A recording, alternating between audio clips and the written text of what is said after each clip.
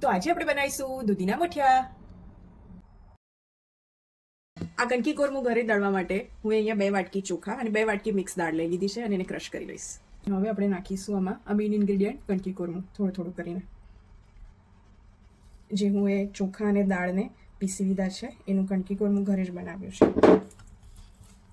એને મિક્સ કરીશું અને આવી રીતે એક ગોળો બની શકે એટલી કન્સિસ્ટન્સીમાં બનાવી દેવું. હવે આ બોલ સ્ટીમ કુકરમાં આવી રીતે નાના નાના ગોળા વાળીને મૂકી દઈએ. 7-8 કળી લસણ લઈ લઈએ, 3 કાપેલા મરચાં અને 1 આદુનો ટુકડો. 10-15 મિનિટ દૂધીના ભજીયાને આવી રીતે સ્ટીમ કરી લઈએ અને પછી વઘારવા માટે રેડી છે. થોડા મુઠિયા સીજાય પછી એને આવી રીતે અનઇવન શેપમાં કટ કરી લઈશું વઘારવા માટે.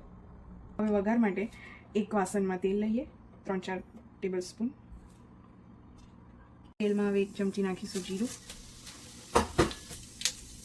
થોડીક નાખીશું હિંગ, 2 ચમચી જેટલા તલ અને આદુ મરચાં લસણની પેસ્ટ.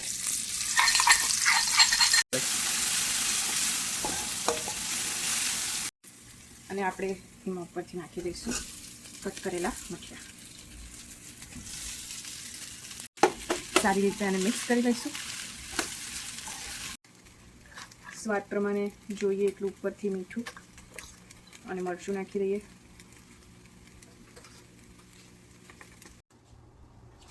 અને છેલ્લે ગાર્નિશ કરી દઈએ ધાણાથી અને આપણા રેડી છે દૂધીના મુઠિયા.